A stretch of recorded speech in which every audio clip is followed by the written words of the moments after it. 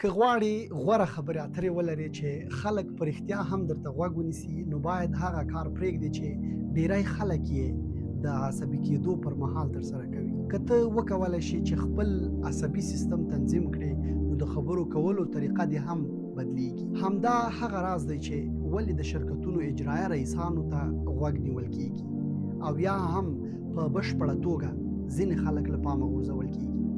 همدا لامل دی چې ستا خبرې ومنل شي او د ځواکمن شخص په توګه وپېژندل شي. ته د هغه چا په توګه چې احساس کوي هیڅوک یې خبرو ته غوږ نه نیسي. په حقیقت کې هر هغه لیدلوری لرونکی او الهام بخښونکی شخص چې تا ورته درناوی کړی، هغوی خامخا یوه ځانګړنه لري.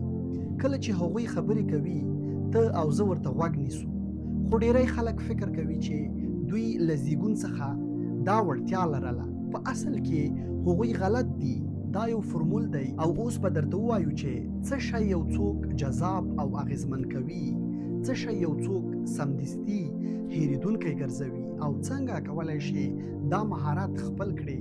که کله ستا خبره پرې شوې وي یا له پامه کله غورځول شوی یې، نن زه مستقیم در سره خبرې کوم او درښیم چې څنګه کولی شي په څو دقیقو کې، نه په کلونو کې، د خبرو کولو طریقه بدله کړي. راځئ خپل ماغزه بیا وارزوو. زه به 6 ساده تکنیکونه در سره شریک کړم چې تا سره مرسته وکړي څو د مسلکي کسانو په څیر خبرې وکړي. اول، ساده ژبه. د مونیخ پوهنتون یوې نوې او په زړه پورې څېړنې موندلې چې کله ویناوال ساده ژبه کاروي، اوریدونکي هغوی ساده نه ګڼي، بلکې هغوی هوښیار، وړ او د باور وړ ارزوي.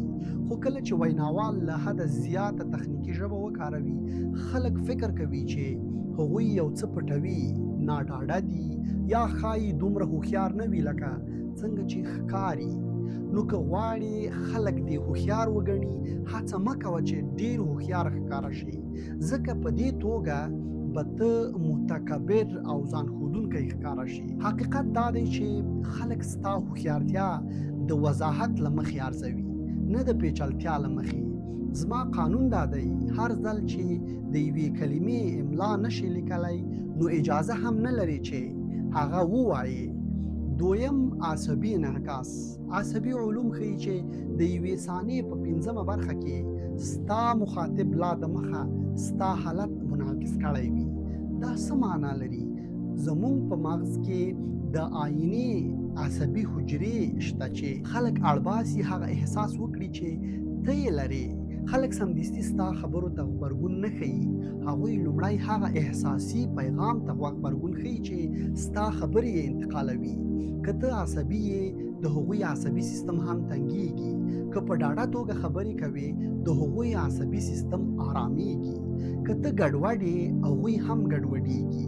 ته یوازې معلومات نه وړاندې کوي، بلکې ته د خونې احساساتي فریکونسي ټاکي. د نړۍ اغیزمن ویناوال یوازې ښه خبرې کوونکي نه دي، هغوی د یو ټکي له ویلو پرته د نورو عصبي سیستم تنظیموي.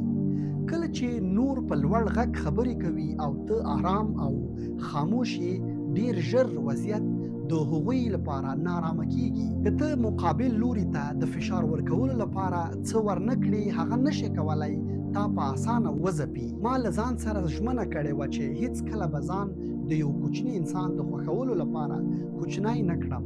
هر څوک چې ته یې قانع کول غواړې، د هغه مغز ستا حالت منعکسوي. که ته په خونه کې تر ټولو ثابت او متوازن شخصیت یې، نو په حقیقت کې هم ته کنټرول لري، حتی که مقام، عنوان او پیسې ونه لري. دریم، د توجه رااړولو غبرګون.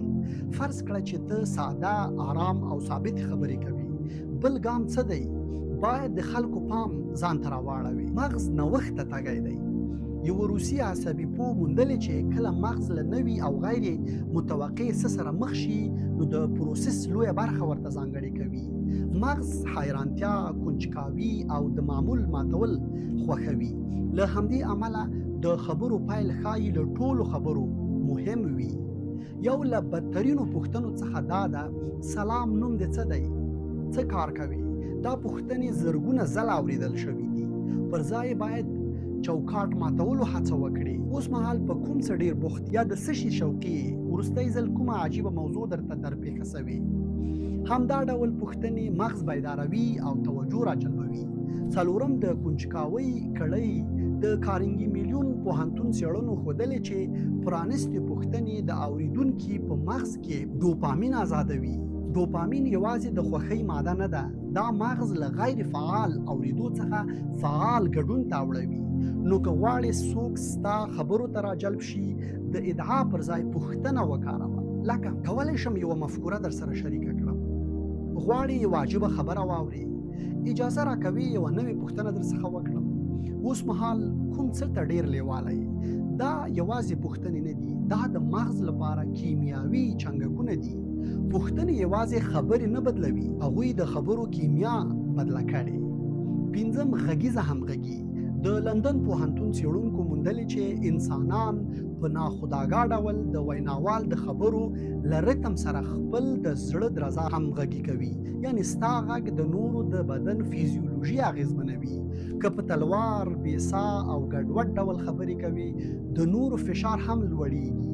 خو که ستا خبرې ثابتې، پرېکنده او منظمې وي، لکه د باراک اوباما په څېر، نو د اورېدونکي د ارامتیا احساس کوي. خلک یوازې ستا خبرې نه اوري، هغوی له تا سره د خوندیتوب یا فشار احساس هم کوي.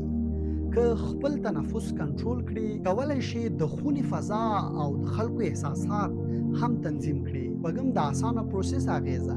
د انسان مغزو یو عجیبه تمایل درلود، هر هغه څه چې په اسانه درک شي رښتیا یې ګڼي. د برنس پوهنتون څېړنې ښیي چې کله یوه جمله ریتم، تکرار یا موسیقي غوندې جوړښت ولري، مغز یې په اسانه مني. له همدې امله لنډې او موزونې جملې ډېر اغیز لري. اغیزمن مشران خپلې مفکورې په داسې ژبه وړاندې کوي چې هم منطقي وي او هم موزونه. که غواړې خلک د خبرې په یاد وساتي، یوازې منطقي مه اوسه، خبرې د روانې، موزونې او د یادولو کړه. د 1 2 3 تخنیک دا یو عملی تخنیک دی چې زه یې کاروم. لومړی ګام د خبرو له پیل مخکې 3 ثانیې تم شه. لنډ ځنډ د مغز هغه برخې فعالوي چې د پام او تمرکز مسؤلیت لري. دوهم ګام یوازې 2 اصلي ټکي وړاندې کړه. مغز محدود معلومات ښه پروسس کوي. دریم ګام خبرې په یوه پوښتنه پای ته ورسوه. پوښتنه د مخاطب ذهن بیرته اوسني حالت ته راولي او هغه فعاله ساتي. همداسې کولی شي د خلکو پام وساتي او خبرې دې اغېزمنې کړي.